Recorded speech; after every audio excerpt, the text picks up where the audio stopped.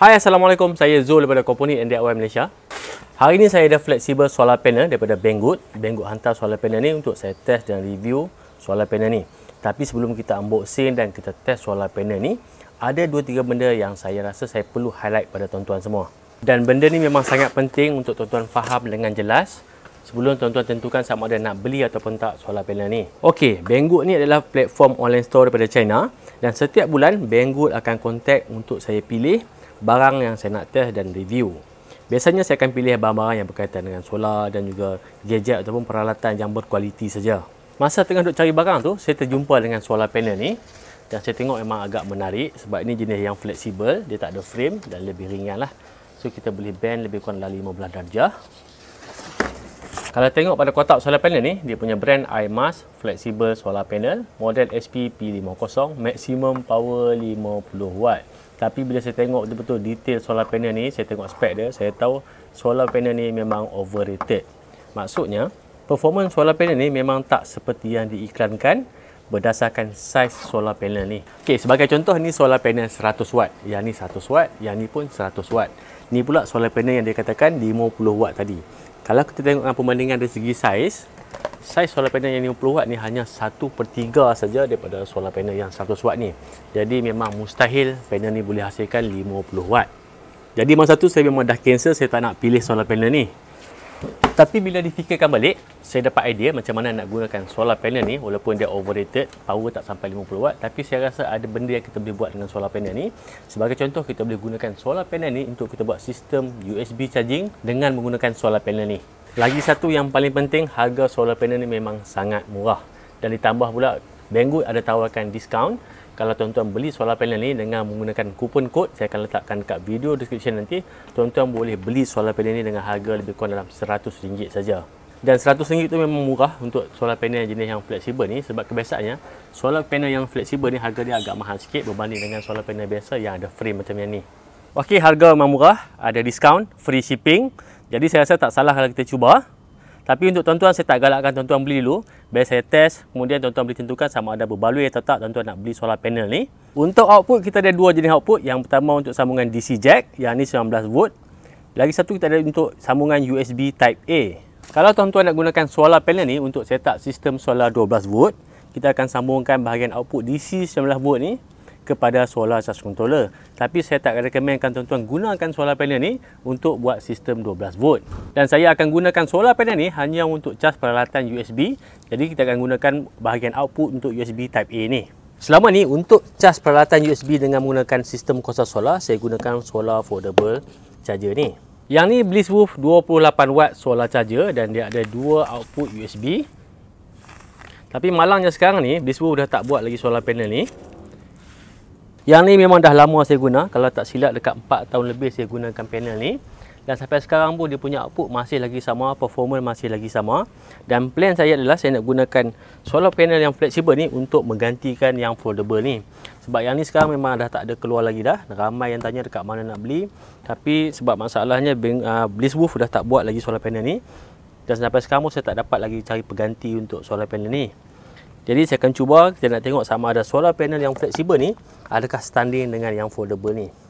Dari segi harga, yang ni lebih kurang RM100, tapi yang ni harga dia RM270. RM270 dengan RM100 memang banyak perbezaan ya. Boleh dapat dua yang ni. Jadi sekarang ni kita nak test, kita nak tengok sama ada output USB untuk panel yang ni adakah setanding dengan yang RM270 ni. Jadi kita akan test USB output ni, kita nak tengok berapa current yang boleh dihasilkan oleh setiap panel. Jadi dalam video ni saya akan share dengan tuan-tuan macam mana kita nak ukur kemampuan USB output bagi setiap peralatan. Sebagai contoh, sebab kita dekat luar, jadi saya akan test kemampuan output power station ni. Kalau ikutkan power station ni dia ada 4 USB output. Output dia 5V 3A. Biasanya kalau kita punya USB adapter untuk handphone, biasanya 5V 2A ataupun 1.5A. Dan step dia pun sama juga. Kalau tuan-tuan nak test tuan-tuan punya USB adapter, tuan-tuan boleh gunakan kaedah yang sama. Kebiasaannya bila kita sambungkan kita punya kabel USB pada kita punya adapter ataupun power bank ni, kita akan nampak handphone kita akan start charging. Tapi dekat handphone ni kita cuma boleh tengok dia punya percentage, berapa banyak kita dah charge. Tapi kita tak tahu berapa banyak current yang masuk dekat handphone ni. Kecuali kalau kita install application macam Amperage, kita boleh tengok berapa amp yang tengah masuk ke dalam handphone ni. Tapi sekarang ni apa yang kita nak test adalah kemampuan USB output ni. Adakah betul USB port ni boleh keluarkan power ataupun current 3A. Jadi untuk test ni kita akan gunakan USB tester. Yang ni daripada Unity UT658 Dual. Dual sebab kita boleh test dua jenis USB. Yang pertama USB Type A dan juga USB Type C. Tapi untuk ni kita akan gunakan USB Type A. Untuk test mudah saja, kita cabut dulu kabel tadi. Kemudian kita sambungkan pada tester ni. Dan output dekat tester ni kita akan sambungkan kepada kabel yang sambung pada handphone tadi. Tapi kalau kita tengok pada USB tester ni, output voltage 5.13 volt dan current cuma 1.12A. Tapi ni adalah normal. Dalam handphone kita ni dia memang ada charging board dan charging board ni akan kontrol berapa current yang kita perlu draw untuk charge bateri yang ada dalam handphone ni. Jadi sebab tu kita tengok ni current dia hanya 1.12A saja. Jadi kita tak boleh gunakan handphone untuk kita tentukan sama ada USB output ni mampu tak keluarkan current sebanyak 3A. Dan untuk test ni kita akan tukarkan kepada USB load ataupun USB dummy load. Jadi sekarang saya akan sambungkan USB dummy load ni. Kita akan tengok berapakah kemampuan sebenar USB output tu. Kemudian kita akan pusingkan trim port ni untuk draw current yang lebih.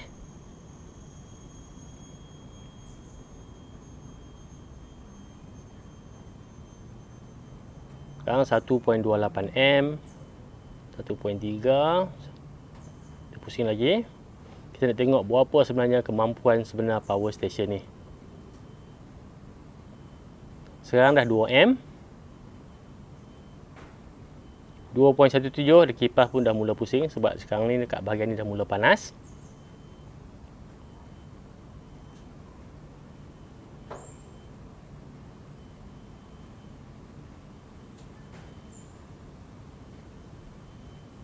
.72.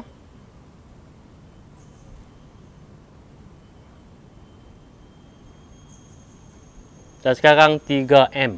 Berdasarkan reading yang kita nampak sekarang ni, kita tahu output pada power station ni memang betul-betul 5 volt 3A. Jadi kita akan gunakan kaedah yang sama juga untuk kita test kedua-dua solar panel tadi. Okey, first kita test dulu USB foldable solar charger ni. Dan ni yang harga RM270 tadi. Untuk test ini kita nak tengok berapa amp yang boleh dihasilkan dan pada masa yang sama output voltage meter di antara 4.9 hingga 5 volt. Okay, kita pusingkan dulu trim port ni.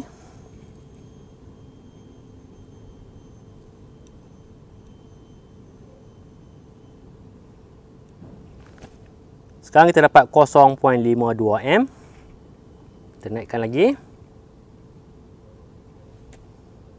0.8.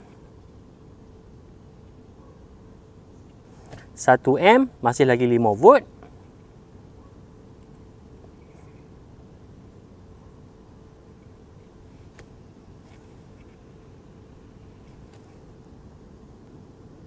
.8. Sekarang 2A, voltage 4.96 volt. Kita boleh naikkan lagi.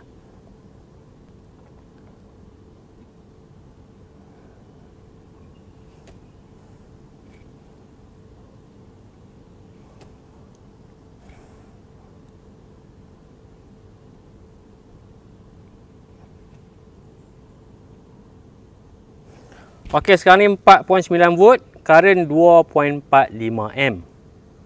Sekarang kita tengok pula flexible solar panel ni. Kita sambungkan USB.